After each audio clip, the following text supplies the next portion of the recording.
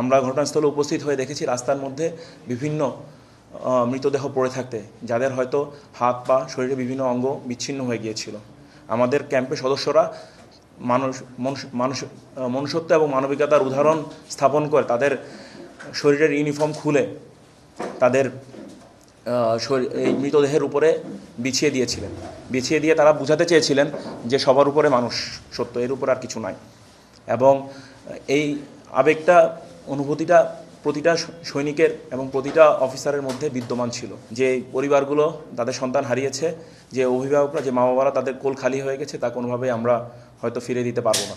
আনুমানিক দুপুর 1:12 একটি মর্মান্তিক বিমান দুর্ঘটনার মাধ্যমে উত্তরাস্থ মাইলস্টোন স্কুল অ্যান্ড কলেজের দিয়াবাড়ি ক্যাম্পাসে একটি অনাকাঙ্ক্ষিত দুর্ঘটনা ঘটে যায়, যার মাধ্যমে আমরা অনেকগুলো কোমলমতি শিশুকে হারিয়েছি, যা কখনোই পূরণীয় নয়।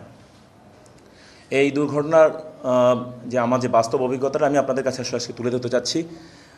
দুর্ঘটনার শুরুটা হয় একটা বিকট শব্দের মাধ্যমে, যখন আমরা আমাদের ক্যাম্পে উপস্থিত ছিলাম। এবং আমাদের যে ক্যাম্পে আমরা এখন বর্তমানে অবস্থান করছি, এই ক্যাম্পের নিচে আমাদের সকল সদস্য এই ক্যাম্পের তারা দৈনন্দিন কার্যক্রমে ব্যস্ত ছিলেন। তো তখন আমরা প্রথম জানতে পারি যে একটা বিমান ভূপাতিত হচ্ছে, ক্র্যাশ করেছে মাইলস্টোনের ক্যাম্পাসের ভিতরে। এবং তৎক্ষণাৎ আমরা আমাদের ক্যাম্পের সকল সদস্য, আমি সহ, মাইলস্টোন স্কুলের ক্যাম্পাসে আমরা উপস্থিত হই। এই ক্যাম্প থেকে ক্যাম্পাসের দূরত্ব 100 থেকে 150 মিটারের মতো, যার কারণে আমাদের উপস্থিত হতে খুব বেশি সময় প্রয়োজন হয়নি। তো আমরা উপস্থিত হওয়ার পরে সেখানে একটা হৃদয় বিদারক পরিস্থিতির সম্মুখীন হই। আমরা দেখতে পাই ছোট ছোট কোমলমতি শিশুরা, যাদের শরীরে যত স্কুলে ইউনিফর্ম ছিল পুড়ে গিয়েছে, তাদের শরীরে যে চামড়া সম্পূর্ণভাবে পুড়ে গেছে অথবা আংশিকভাবে পুড়ে গেছে, যেটা একজন মানুষ হিসাবে, একজন পিতা হিসাবে মেনে নেওয়া অত্যন্ত কঠিন ছিল। কিন্তু আমরা আবেগ, অনুভূতি এবং পেশাদারিত্বের সংমিশ্রণে চেষ্টা করেছি আমাদের এই কোমলমতি শিশুদেরকে উদ্ধার করার জন্য, এই দুর্যোগ থেকে জাতিকে উদ্ধার করার জন্য। এই দায়িত্ব পালনকালে আমরা মূলত 3টা বিষয়কে প্রাধান্য দিয়েছিলাম।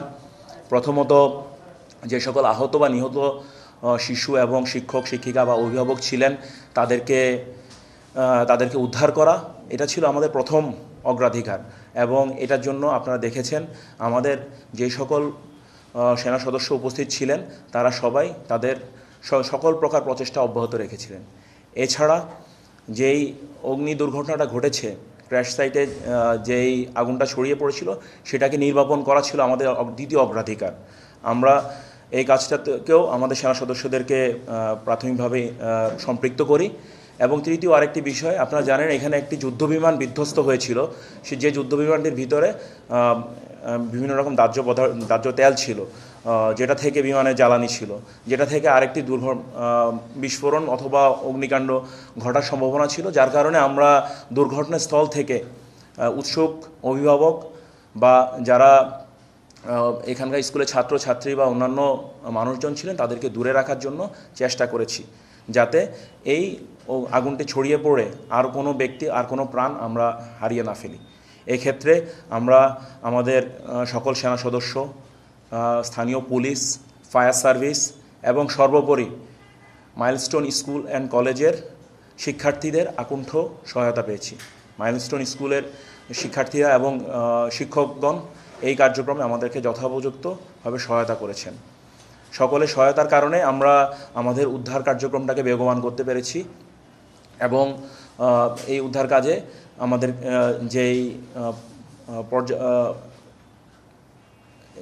যেই পরিস্থিতিটাকে আমরা মোকাবেলা করার চেষ্টা করেছিলাম, যেভাবে আমাদের দৃঢ় বিশ্বাস আমরা অনেকাংশে সেটা সফল হয়েছি।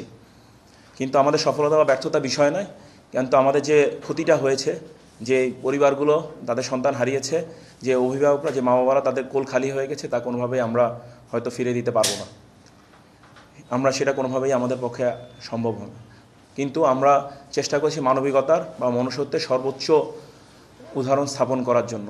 আমরা ঘটনাস্থলে উপস্থিত হয়ে দেখেছি রাস্তার মধ্যে বিভিন্ন মৃতদেহ পড়ে থাকতে, যাদের হয়তো হাত পা শরীরে বিভিন্ন অঙ্গ বিচ্ছিন্ন হয়ে গিয়েছিল। আমাদের ক্যাম্পের সদস্যরা মনুষ্যত্ব এবং মানবিকতার উদাহরণ স্থাপন করে তাদের শরীরের ইউনিফর্ম খুলে তাদের এই মৃতদেহের উপরে বিছিয়ে দিয়েছিলেন। বিছিয়ে দিয়ে তারা বোঝাতে চেয়েছিলেন যে সবার উপরে মানুষ সত্য, এর উপর আর কিছু নয়। এবং এই আবেগটা, অনুভূতিটা প্রতিটা সৈনিকের এবং প্রতিটা অফিসারের মধ্যে বিদ্যমান ছিল।